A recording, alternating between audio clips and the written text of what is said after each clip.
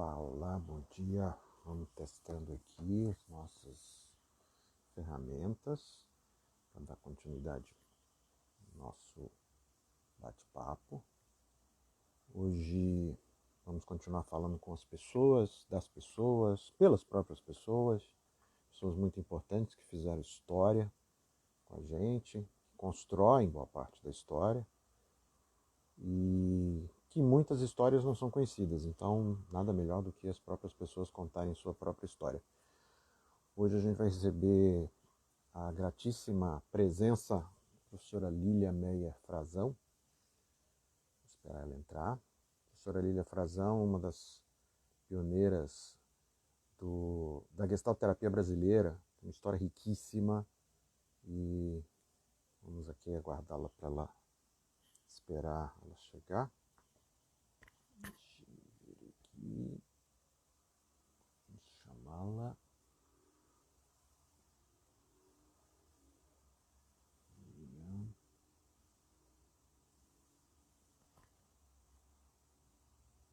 Vamos esperar.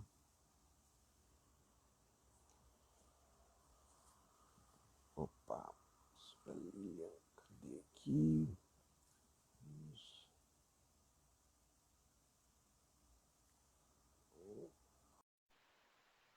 Chegando.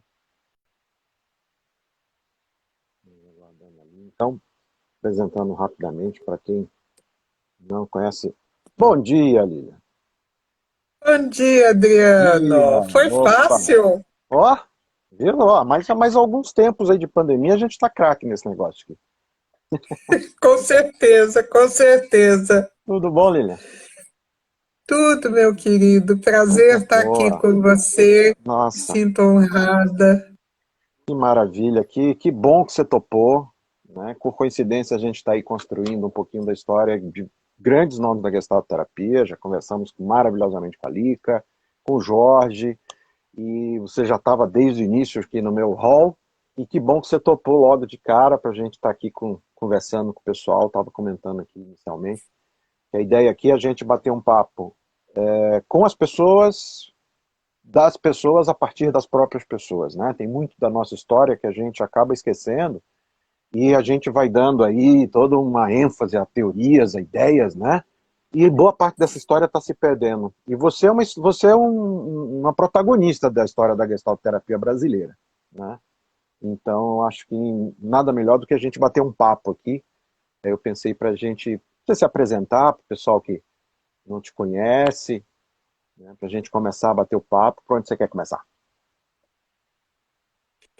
Eu acho que eu quero começar dois começos. Um, que eu fiquei muito mobilizada com essa live Hum. e sonhei com a Therese. Ah, Sonhei que estávamos bordando. hum, E talvez, num certo sentido, seja isso mesmo, hum, né? Que a gente estava bordando juntas, né? hum, Se tem uma coisa na vida que eu lamento é a Therese não ter. Therese morreu muito cedo. uhum, Therese tinha 60 ou 61 anos quando ela morreu. Então, ela não teve oportunidade de ver como a Gestalt terapia se desenvolveu a partir dela e a partir de outros. Eu acho uhum, que os dois grandes iniciantes são a Therese de um lado e o Paulo Barros de outro. Não o Paulo Barros de Roraima, mas o Paulo Barros de São Paulo, que começou com aquela coleção Novas Buscas em Psicoterapia, mas antes disso ele já coordenava um grupo de uma espécie de grupo de estudos mais focado na vivência do que em qualquer outra coisa. uhum, Ele coordenava esse grupo junto com Abel Guedes.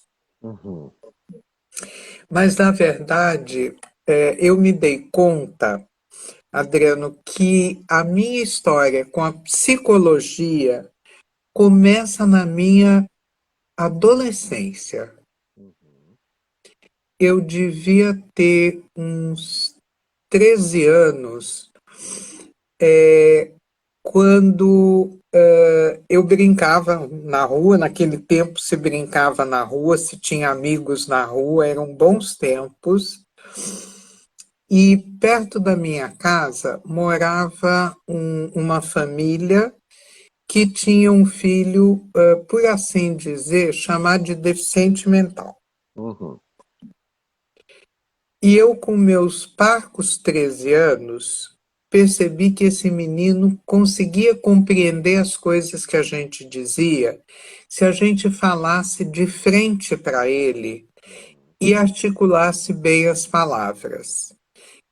Resumindo a história, o menino era surdo. E eu, com 13 anos, dei um toque para os pais que eu achava que o menino era surdo, o que de fato se confirmou. E assim eu ingressei na psicologia com 13 anos. Imagine qual não foi minha frustração quando meu pai não quis que eu estudasse. Eu estudei escondido, Adriano. Quando eu terminei o ginásio, o meu pai queria porque queria que eu aprendesse alguma coisa prática para poder sobreviver na vida. Meus pais eram judeus imigrantes alemães que fugiram da Segunda Guerra Mundial. Conseguiram, inclusive, sair da Alemanha durante a guerra. E meu pai achava que a gente precisava saber se virar no mundo. Então fez eu estudar datilografia, estenografia. Estenografia, acho que o povo nem sabe mais o que é. Sabe mais o que é isso. Nem datilografia ele sabe. Datilografia é aquilo que hoje se chama digitação. Estenografia sumiu. Era um jeito de se escrever muito rapidamente usando símbolos. Até hoje eu sei que o senhor é assim. É só um rabicho. Que era como as secretárias recebiam os ditados dos chefes e escreviam para depois transcrever na máquina de escrever, hoje chamada de computador ou de tablado. Não é Tablet. tablado. Tablet. Tablet. Fiz isso que meu pai quis, fez questão, e depois eu queria voltar a estudar. E aí o meu pai, Adriano, pasme, como era a cabeça naquele tempo. Opa, tem uma travadinha aqui. Desculpe. Foi exatamente o que eu precisava, porque munida da minha teimosia e ou persistência, no dia seguinte eu me matriculei num curso de madureza. Você lembra o que era isso? Nossa, madureza. Não existe Não mais. existe mais, não existe mais. A gente estudava num cursinho, fazia uma espécie de cursinho, como hoje é o vestibular, e prestava exames do Estado. E eu consegui passar, não sei como. Até hoje eu sinto falta daquele estudo que se tem no colegial. Química, física, matemática, porque química, física não entravam no curso de madureza. Aí eu fiz o curso de madureza, isso foi em 1968. 68, 67, 68. E aí eu resolvi prestar vestibular. E para minha grande surpresa e espanto, eu entrei. E na USP? Na USP. O mais engraçado, Adriano, foi eu não fui ver o resultado. Eu tinha tanta certeza que eu não tinha entrado que eu não fui ver o resultado. Aí me liga um amigo e diz assim, parabéns. Eu disse, muito obrigada. Mas o meu aniversário foi semana passada, eu faço aniversário em janeiro. Aí ele falou, não, eu estou te dando os parabéns, você entrou na USP. Eu achei que fosse um trote, Adriano. Hum, Aí fiquei brava com ele, desliguei o telefone. Aí ele ligou de novo e falou: Lilian, a matrícula encerra daqui a 3 horas. Isso eram 2 da tarde, a matrícula encerrava naquele dia às 5 da tarde. Eu saí que nem uma louca, juntando papel, documento, para ir para a USP me inscrever. E realmente eu tinha entrado em 10º lugar, não me pergunte como, André. Aliás, tem até uma história curiosa daquela época. Naquela época, o vestibular, você tinha que ter nota 5 em todas as disciplinas e, a partir daí, era classificatório. Nós éramos, acho que 40 ou 50, os que tivessem tirado a maior média. Só que matemática eu não tinha tido no curso de madureza. Então, a minha matemática se resumia ao que eu tinha tido no ginásio, que era muito pouco. Eu não conseguia nem acompanhar as aulas do cursinho. Para minha sorte, a prova de matemática foi tão difícil, mas tão difícil, que a média de 5 teve que ser reduzida para 4, porque não tinha 50 pessoas que tivessem tirado média 5 em matemática. E nessas eu entrei. Porque o que eu sabia fazer de matemática, você vai dar risada, era regra de 3. E eu sabia fazer regra de 3 porque eu fazia tricô, e para fazer tricô a regra de 3 é ótima. Lembra que é a regra de 3? lembro. Acho que ninguém mais lembra dessas coisas todas, né? Foi uma época difícil e eu entrei, Adriano, era plena ditadura. Eu entrei em 69 na USP, me formei em 69, 70, 71, me formei em 73, 73. Uhum. época da ditadura, uma época difícil na USP. Uhum. Uhum. Havia muita perseguição aos professores e aos alunos. Foi a época em que caçaram como professor Fernando Henrique Cardoso, Hum, Acho que Paul Singer também, olha. não tenho certeza. Uhum. Pessoas de peso, intelectuais de peso na época no Brasil. E eu fui muito ativa no movimento estudantil, Uhum. cheguei a ser presa 2 vezes, uma vez em Olha. 69. Hum, Em 69 eu fui presa, sim, porque um colega meu que estudava no barracão ao lado, na época a USP tinha tido que sair às pressas da Maria Antônia por hum. causa dos conflitos com os estudantes do Mackenzie. Ah, aquele famoso conflito que teve. E por conta disso, nós fomos para o campus da USP às pressas, tiveram que construir aquilo que chamaram de barracões, que Hum, eram estruturas muito frágeis, pré-moldadas e muito precárias. De vez em quando você ia abrir a janela lá do barracão, a parede balançava. nossa. Eu me lembro de uma vez, Teresa e eu já dando aula juntas, eu fui abrir a janela, a parede balançou, eu falei, Teresa, a parede está balançando.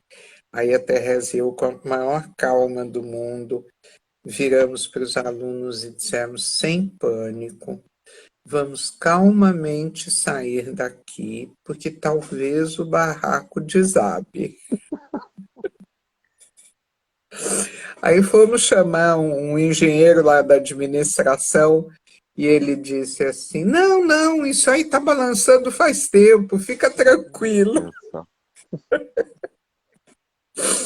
Eram as condições precárias da USP. Aliás, a gente ficava no mesmo barracão onde hoje é o prédio das salas de aula.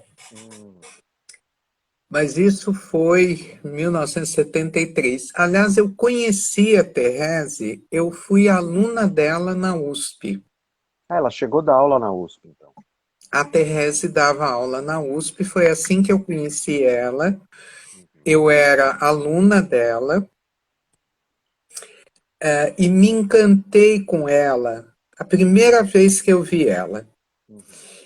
Ela me parecia um rosto extremamente familiar. Eu tinha a sensação que nós pertencíamos à mesma família, coisa que não absolutamente não é verdade. Conheci ela em 1973 ou 4. Me encantei com ela. Ainda era aluna dela quando ela me convidou. Ela comentou em sala de aula que ela tinha conhecido uma nova abordagem em psicologia, em psicoterapia, que se chamava Gestalt terapia. E ela havia conhecido essa abordagem, inclusive essa história eu soube muito recentemente. A Ieda Porchat, nos anos 70, morou, se não me engano, 2 anos nos Estados Unidos, acompanhando o Porchat, marido dela, filósofo, e eles foram passar 2 anos em Berkeley, nos Estados Unidos. E nessa época, a Ieda entrou em contato com uma série de novas abordagens em psicoterapia, entre elas a Gestalt terapia. E aí, quando ela voltou, ela comentou com a Thérèse que ela tinha achado interessante, tarará, e nisso a Thérèse estava indo para a Inglaterra.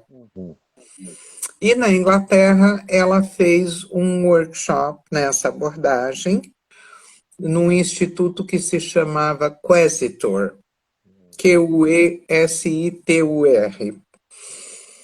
onde ela conheceu uma gestalt terapeuta que se chamava Sylvia Peters. A Jean sempre chamou a Sylvia Peters de Sylvia Kurtz, mas eu tenho até assinado pela Sylvia Peters um certificado de que eu havia feito esse workshop, que foi um workshop realizado no GEPSA. GEPSA era a abreviação de Grupo de Estudos de Psicologia Social Aplicada. Tanto a Thérèse quanto, se não me engano, o Walter trabalhavam nesse instituto. Nessa época, o Walter morava em São Paulo. E fiz esse workshop, fiquei impressionadíssima. Eu, na época, já fazia terapia, eu era paciente de psicodrama, eu era paciente do Pedro Paulo José da Moreira, um psicodramatista bastante conhecido na época em São Paulo, mas eu tinha um nível altíssimo de resistência. Eu não queria ter uma paciente como eu.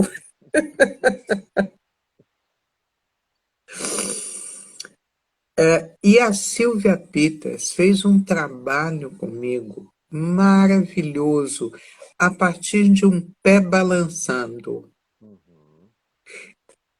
A Sylvia ainda trabalhava com o hot seat e o empty chair, a cadeira quente e a cadeira vazia. Eu sentei na cadeira quente, virei para ela e disse assim, eu quero trabalhar. O workshop estava terminando praticamente. Eu quero trabalhar, mas eu não sei com o quê. Aí ela virou para mim, viu meu pé balançando e falou assim, o que você está fazendo com seu pé? A pergunta óbvia, a resposta óbvia, balançando. Aí ela falou, exagera esse movimento. Eu comecei a exagerar, ela perguntou, e agora? O que você está fazendo? Eu falei, agora eu estou chutando. Ela falou, o que você quer chutar? E aí eu fiz um trabalho extremamente profundo, significativo, importante na minha vida. E eu fiquei absolutamente fascinada por aquilo. Quando terminou o grupo, eu falei, eu quero aprender a fazer isso. E a partir dali, se montou um grupo de estudos em gestalterapia. Fazia parte desse grupo a Therese, a Tessie, a Raquel Vieira da Cunha. Eu não me lembro se o Paulo e o Abel estavam nesse grupo de estudos. Nós começamos a estudar a partir do Peus Hefferlein Goodman. E a partir da primeira parte, que não foi traduzida para o português e que originalmente era a segunda parte, aquela parte que tem a participação do Hefferlein, que aplicava os exercícios aos alunos dele na universidade. E aquilo era uma espécie de relato, tanto dos exercícios quanto dos comentários dos alunos. Essa parte não foi traduzida, quem sabe um dia a gente ainda consiga essa tradução. E começamos a estudar no ano seguinte. Deixa eu ver. Ai, peraí. O Walter não estava nesse grupo? E o Walter estava nesse. Foi bom que você falou, que bom. A partir daí, nós começamos tanto a estudar quanto a convidar pessoas que viessem ao Brasil nos treinar em gestalterapia. Isto foi no começo, meados dos anos 70, começo dos anos... foi em 76, mais especificamente. A Therese tinha ido para os Estados Unidos fazer junto com a Tessie e a Raquel Vieira da Cunha, elas fizeram um workshop com os posters em 1973, eu acho que foi 73. E lá elas conheceram o Bob Martin. Se não foi em 73, pode ter sido começo de 74. Vou acompanhar aqui pelo livro, que é na história que você contou lá pra gente no livro de histórias da Gestalt. Mas eu acho que foi... Vou acompanhando aqui, vamos lá. E lá ela conheceu o Bob Martin, gostou muito dele e convidou ele para vir em 74, em 76, para fazer um workshop e supervisão. Foi uma coisa curta, acho que de uns 3 dias, algo assim. Existe o Walter diz que nesse workshop o Bob Martin selecionou pessoas para dar, em 1977, um treinamento intensivo de gestalterapia, que foi um treinamento que nós fizemos em Olambra, numa chácara que a mãe da Tessie tinha nessa época.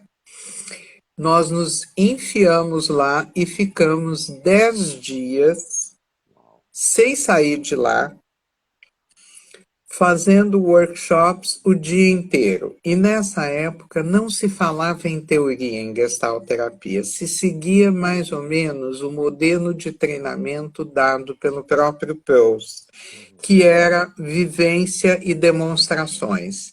E a partir daí você obtém o seu aprendizado. Ou seja, era um aprendizado absolutamente experiencial.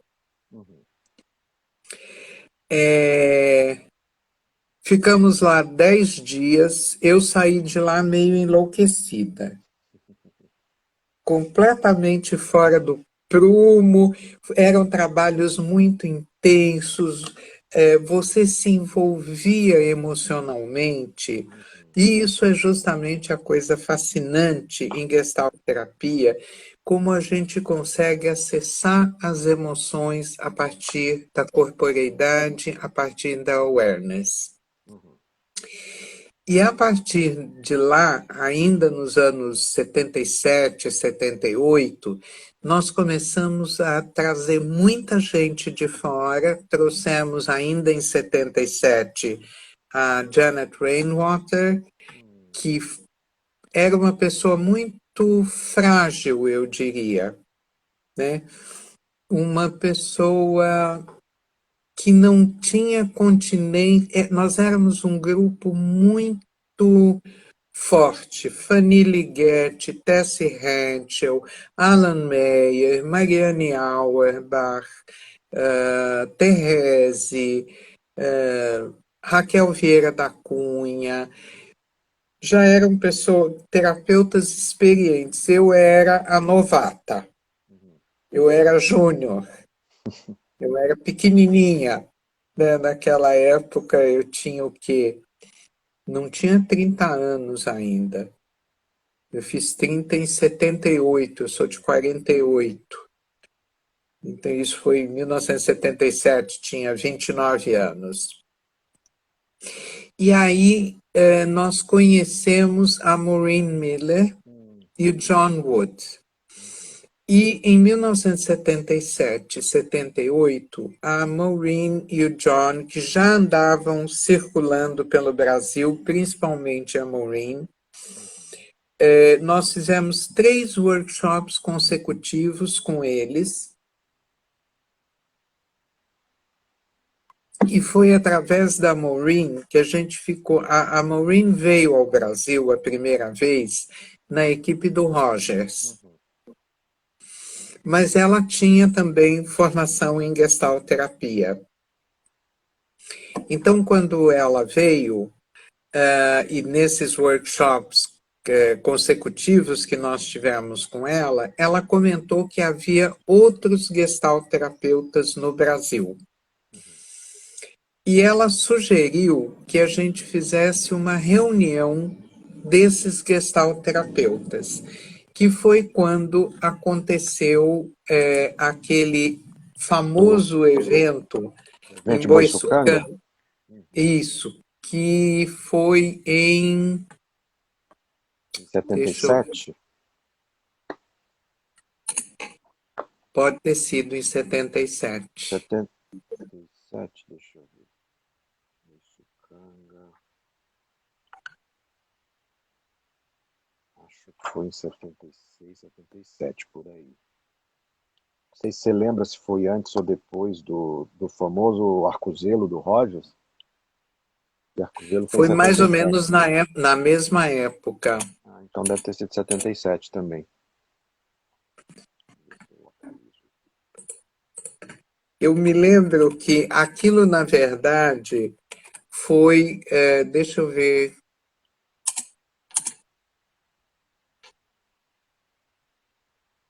Pois é, eu tenho sem data. Uhum. Ah, tenho sim, foi 1981. Ah, foi em 81. Eu estou aqui com o meu currículo e eu fico procurando e localizando datas. Eu sou péssima para datas. Que foi quando eu conheci o Jorge, a Jane, o Bruno Freud de Belo Horizonte, a Márcia de Belo Horizonte. Márcia já faleceu há muitos anos, ela faleceu muito jovem. Quem mais estava nessa reunião? A Jean, o Abel não foi, o Paulo também não estava, o Décio Décio Casarim do Casarim. Rio Ana Maria Lofredo. também não estava. Não. Há controvérsias A Selma acha que a Ana Lofredo estava nessa reunião, eu conversei com a Ana, ela... Acho que não foi. Eu acho que o Jorge tinha comentado também que ela estaria. Chegou a comentar. Não. Cristina Salles. Cristina Salles estava,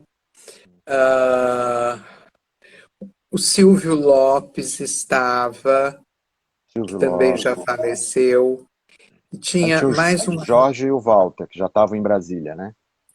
Jorge e Walter estavam nessa época. Uhum. Eles já estavam em Brasília.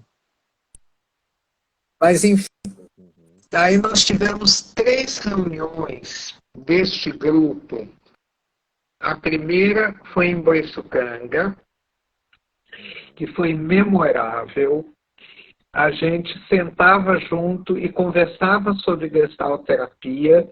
Eu me lembro do Bruno Frois falando uma coisa, vamos conversar sobre o que a gente sabe sobre gestalterapia. E o Bruno falou, e vamos conversar sobre as nossas incompetências também. A segunda reunião foi também em São Paulo, num lugar que se chamava Itaquaquecetuba. E nessa reunião, nós convidamos para participar Paulo Freire. Olha. Foi muito legal, porque percebemos que muitas das ideias da gestalterapia coincidiam com as ideias do Paulo Freire. Me lembro direitinho dele sentado na sala, aquela barbona dele, conversando com a gente. E ainda tivemos uma terceira reunião em 1982, a primeira foi em 81, a segunda também foi em 81, a primeira foi em janeiro, a segunda em julho, a terceira, eu não fui a terceira, não me lembro por quê, e a quarta reunião foi em 1982, em Belo Horizonte, organizada pela Márcia. Então, foi bem os primórdios. E nessa época também a gente continuava fazendo uma série de cursos de formação, convidando pessoas de fora para virem para o Brasil. Deixa eu ver aqui. Ainda naquele esquema de fazer os workshops, né? Sempre no esquema de... Nós praticamente só começamos a ver teoria lá pelos anos 90. Estou aqui. E tem realmente um longo espaço de tempo até ter o primeiro encontro, né? Que foi o encontro de 87, né? Foi em 87. Tem um Eu nem longo. participei desse encontro, Hum. porque em 87 eu fui fazer um curso com o Bob Martin, em Portland, a respeito de gestalterapia e teoria de gestalterapia e teoria de relações objetais. Então eu não fui a esse workshop do Bob, a esse primeiro encontro nacional. Mas ainda em 77, além do Bob Martin, da Sylvia Peter, da Janet Rainwater e da Maureen Miller, nós tivemos vários outros workshops. Inclusive, em 83, ficamos conhecendo a Selma Ciornai, que tinha chegado dos Estados Unidos, onde ela fez a formação em gestalterapia, e ela nos ministrou um workshop sobre arte-terapia. Me lembro até hoje que nesse workshop eu quis trabalhar um sonho, que a Selma trabalhou lindamente nesse workshop. Depois tivemos um período em que quisemos meio que trabalhar por conta própria, sem tanta interferência de estrangeiros, mesmo porque identificamos que há uma diferença cultural muito grande entre Estados Unidos e Brasil. Então, o que nós queríamos encontrar, vamos dizer assim, uma gestalterapia brasileira, né? Posteriormente, já em 1987, nós convidamos pela primeira vez o Gary Yontef. Nessa altura, eu acho que nós já tínhamos traduzido o livro dele para o português, que não foi traduzido na íntegra, mas os principais capítulos e aqueles que a gente achava que se adequavam à população brasileira. Daí eu conheci, em 1990, uma pessoa muito interessante que se chamava Suki Miller. A Suki Miller tinha sido diretora de Esalen na época em que o Peus morou lá. E eu adorava conversar com ela, ela ficava me contando histórias do Peus. Diz que ele era muito ciumento. Ele tinha muito ciúme do Schutz, que na época também morava lá. E ele brigava porque o Schutz tinha um estacionamento para o carro dele melhor do que ele e Peus. Futriquinha, né? Conversa de comadre. Eu fui muito próxima da Suki, trabalhei com ela em alguns grupos que ela ministrou. Fiz alguns treinamentos com ela e depois trabalhei com ela em alguns grupos. E daí para frente acho que é uma história bastante bem conhecida, né? Os encontros nacionais que eu acho que são um marco na nossa história, né? Os estrangeiros que vêm para cá costumam ficar muito impressionados com o tamanho da comunidade gestáltica brasileira. Eu imagino que hoje em dia nós devamos ser algo em torno de 5, 7 mil pessoas no Brasil.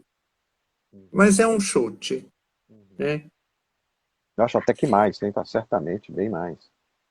Você acha que Ah, mais? sem dúvida nenhuma. Como o Jorge sempre conta, né? Imaginando todo mundo que já passou, né? Que certamente tem muito mais, tem muito mais. Mas realmente eu fico espantado. Eu não me lembro, talvez você se lembre. Eu não me lembro agora quem foi, mas num dos encontros goianos, a Virginia trouxe um americano que ele disse assim, me lembro como se fosse hoje, no que ele falou, quem estava na sala tomou um susto. Ele disse mais ou menos assim: eu estou espantado a quantidade de gestalterapeutas que tem no Brasil, porque nos Estados Unidos ela está morrendo. E falou desse jeito, assim, sabe? Tá morrendo, o pessoal tomou um susto, né? Não me lembro quem foi, agora eu não me recordo, mas certamente tem bastante.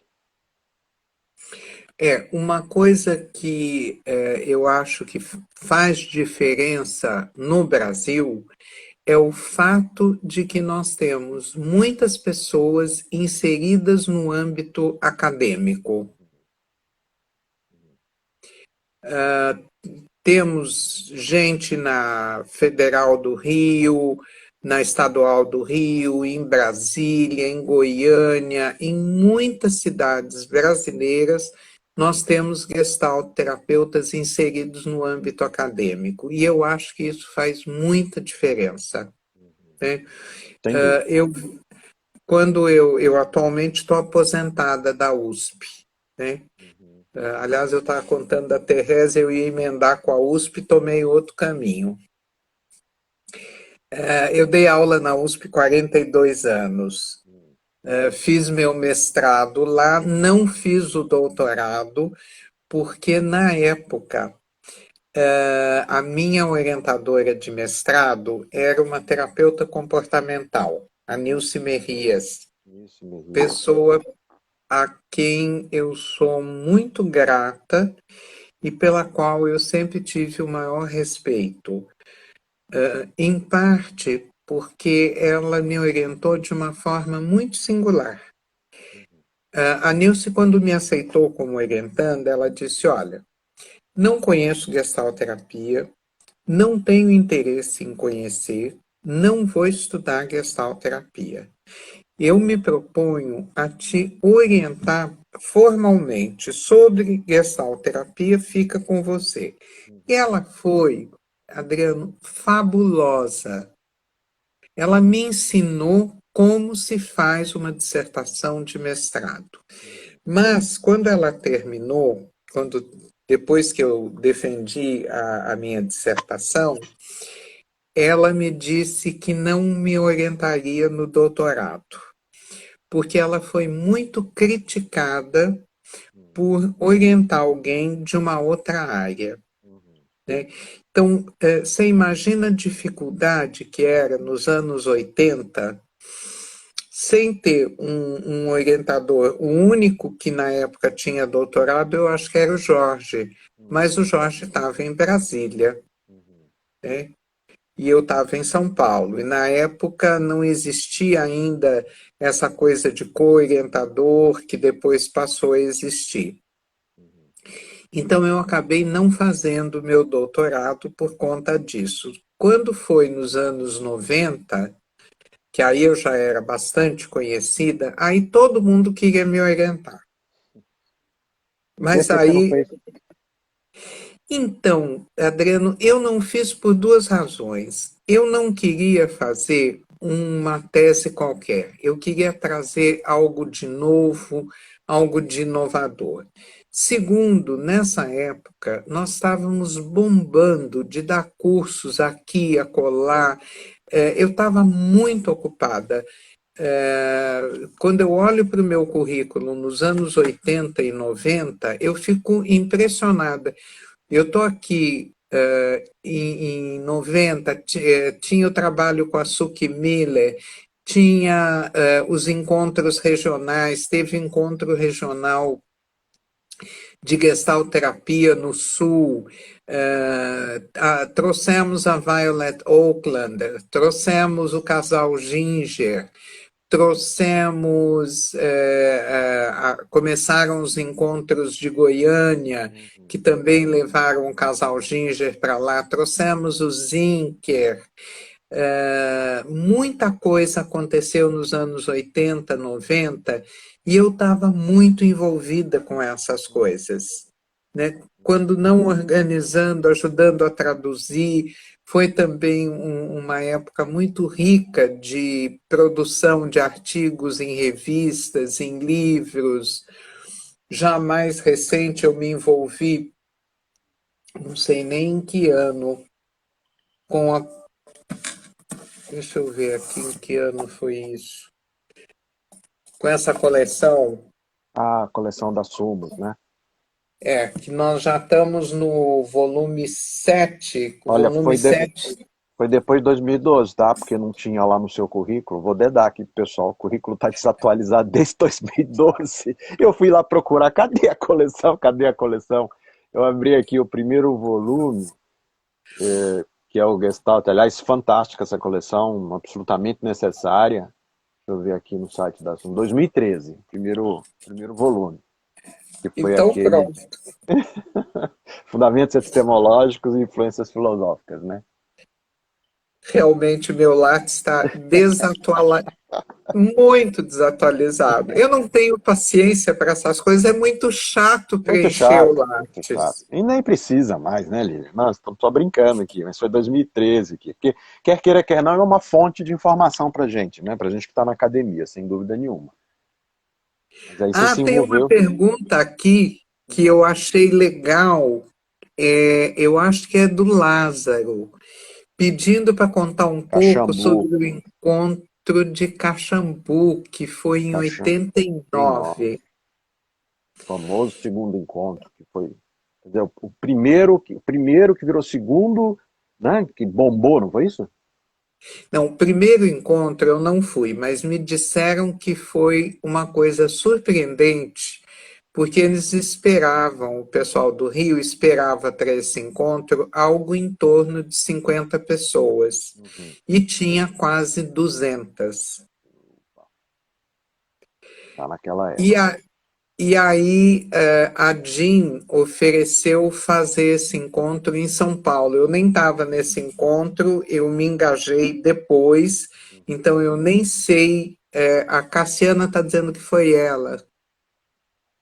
A Nós estamos pergunta é da falando, Cassiana. Desculpe, Cassiana. o Cassiano e o Lázaro que estão falando aqui. E o Lázaro falou, é que os dois são Castro. Eu só vi o Castro, Uhum. mas era da Cassiana. Então, e aí a Jean tinha oferecido fazer o encontro em São Paulo. Uhum. Como em São Paulo as coisas são muito, muito caras, nós começamos a ver a possibilidade de fazer fora de São Paulo e encontramos esse hotel em Caxambu, que foi uma indicação do marido da Jean, que é médico, e o marido da Jean fazia encontros lá. E sugeriu que a gente fizesse lá. Fomos para lá, Jean, Ari e eu, e ficamos encantados com o lugar, porque não nos cobrava as dependências desde que o pessoal se hospedasse no hotel. Uhum. Oferecia coffee break, oferecia coquetel. Bom, foi lá e foi um encontro incrível. Foi o primeiro encontro residencial. Então, possibilitou que as pessoas ficassem juntas nos horários de refeição, que as pessoas ficassem juntas à noite, tocava-se violão, cantava-se até de madrugada, e foi muita gente. Nós tivemos, acho que foram 480 pessoas. Você tem razão, deve ser muito mais do que 5.000. Com certeza, com certeza. Porque em 89 nós já tínhamos 480 pessoas no Nacional Sim, e sim. veio o ônibus de Goiânia, Virgínia, como sempre, né? Uhum. Trouxe aquele bando de gente de Goiânia. Você lembra Os o evento de Floripa também, que o pessoal estava esperando 200, 300, também teve 500 pessoas, foi um negócio, Foi, né? Aqui em foi. Curitiba teve 700 pessoas, então dá para tranquilamente pensar aí num número por baixo, em torno de 8 a 10 mil, eu faria um cálculo agora por alto.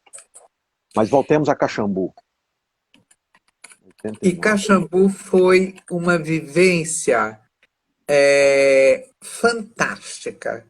Conhecemos um monte de gente, percebemos que a comunidade estava crescendo e foi em Caxambu que eu apresentei pela primeira vez o meu tema, que é um tema meu, que é do pensamento diagnóstico processual. Uhum. Que eu me dei conta, eu comentei daquele caso daquele garoto surdo, Uhum. e eu tive uma outra experiência da mesma natureza quando eu estava no quarto ano da faculdade. Eu fui fazer estágio numa instituição que era para crianças deficientes mentais com altíssimo grau de deficiência. Naquela época, as instituições em São Paulo não aceitavam deficiente mental grave, aceitavam os medianos, que eram treináveis. E essa instituição, então, era uma coisa terrível. E tinha um menino nessa instituição, eu preciso dizer o nome dele porque vai ser importante. Esse menino se chamava Elias. Uhum. E quando eu entrei na instituição, me disseram assim: você nunca venha de saia, porque o Elias tem mania de tocar os órgãos genitais femininos. Eu achei aquilo muito estranho, muito estranho. E, logicamente, no dia seguinte eu fui de mini saia e jaleco, porque eu queria ver. o que é que era aquilo? A indagação psicológica estava muito presente para mim. Eu chego lá, o Elias com o dedinho começa a subir na minha perna e eu olho para ele e começo a conversar com ele e ele para e não chega em órgão genital nenhum. Quando eu converso com ele, ele para. Aí me pediram para fazer alguma coisa com Elias, para ver se o Elias ficava quieto, pelo menos 5 minutos. O que um estudante de 4º ano de psicologia sabe fazer? Nada. A única coisa que eu sabia fazer mais ou menos era testar. Então chamei o Elias e comecei a tentar testá-lo. E eu dizia assim, Elias, faz tal coisa. Elias, faz tal coisa. Nada. Na próxima vez que eu fui à instituição, eu acho que eu ia 2 vezes por semana, eu estou entrando na instituição e eu ouço alguém gritando assim, e ia. Eu olho para cima, está o Elias na janela. Eu olho para trás, não tem ninguém entrando. Eu falei, uai, o que o Elias está falando? E fiquei o dia inteiro com aquilo na cabeça, maquinando, e ia.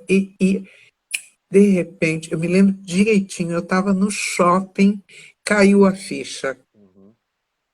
E ia são os sons agudos do nome dele. Elias, e ia. Falei, gente, esse menino deve ser surdo.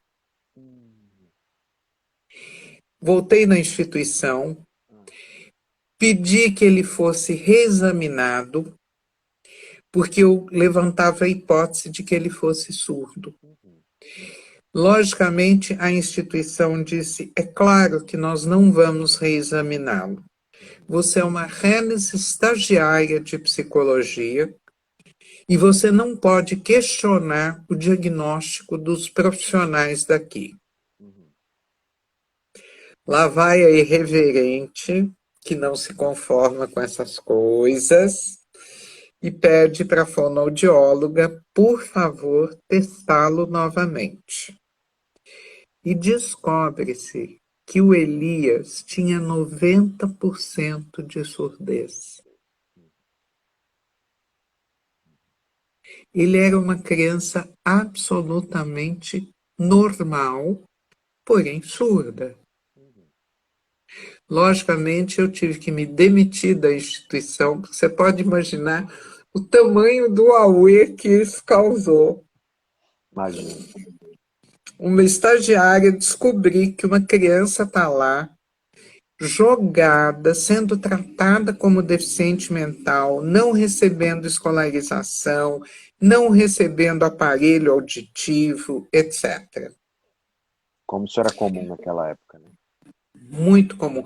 Isso que despertou todo o meu interesse, me fez ver como é importante o diagnóstico e como naquela época a gestalterapia era muito contrária ao diagnóstico, muito.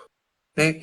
Eles diziam que diagnóstico era um rótulo, era perigoso, que reduzia uma pessoa a uma categoria, etc, etc, etc. E então eu comecei a pensar, mas como é que nós poderíamos pensar?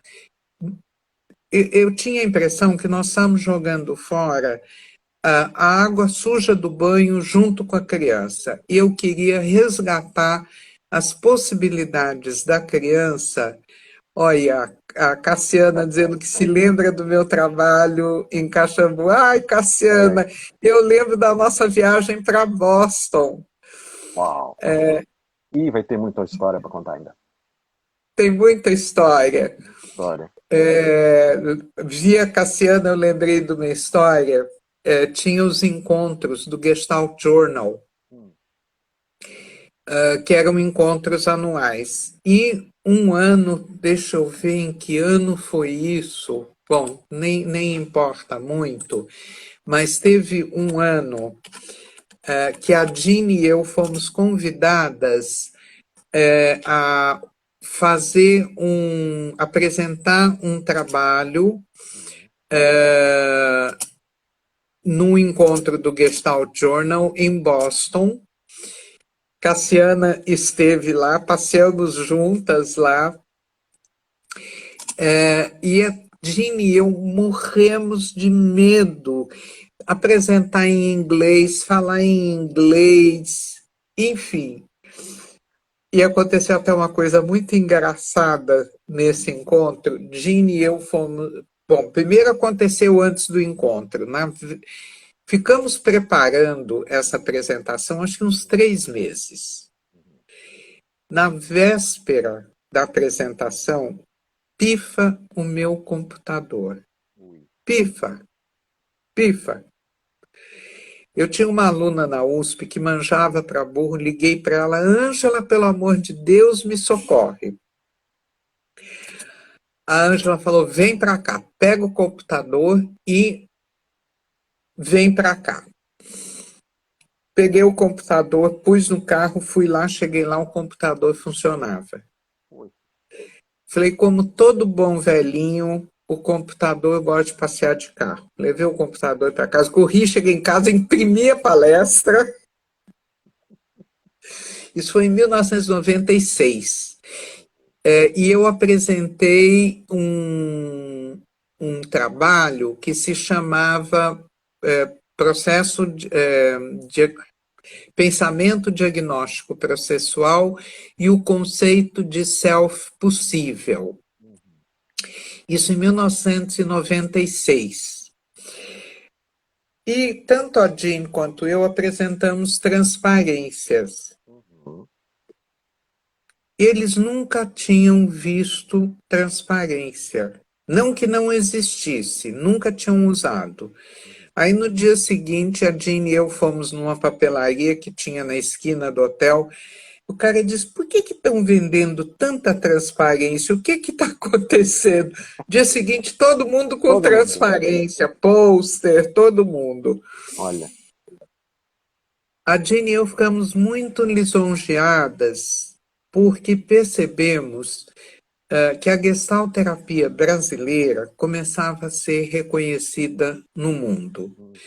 Depois disso, eu inclusive fui convidada a participar de um grupo que se chamava International Gestalt Training Association.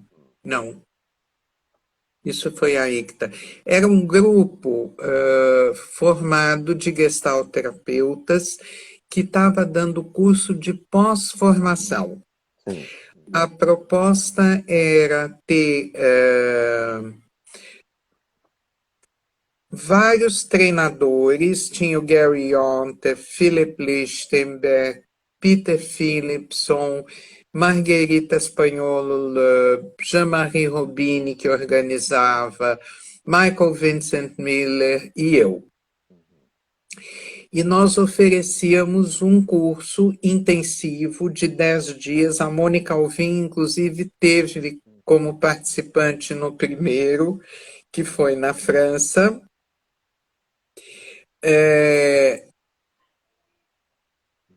Nós tivemos um na França, um no México. Depois nós vimos que o projeto era inviável, porque saía muito caro. Ter treinadores do mundo inteiro, ter que arcar com passagem, com estadia, com honorários, era um projeto inviável. Então, teve 2 encontros e acabou. O segundo foi no México e não teve mais. Lília, deixa eu te perguntar uma coisa. Estou preocupado aqui com a hora para não cortarem a gente. Tem muita história. Tem muita história. Antes de cortarem a gente, topa voltar a bater esse papo semana que vem? Segunda parte? Aí a gente. Topa. A gente volta a Caxambu, mas eu queria também que a gente falasse, eu queria que você falasse, e acho que ninguém melhor do que você, para falar da Thérèse, falar um pouquinho da Thérèse, falar um pouquinho da experiência com a Maureen, da Jean. Topa? Top, Então top. tá combinado, antes que eles nos cortem aqui, porque vão cortar a qualquer hora. Quinta-feira que vem, 11 horas, Combinado, parte combinado. 2, Vamos lá. todo mundo convidado. Antes que corte a gente, vai encerrar, tá avisando aqui. Um beijão, brigadíssimo, adorei essa fala e Nossa, o vamos voltar tempo nisso. voou. Vamos voltar nessa.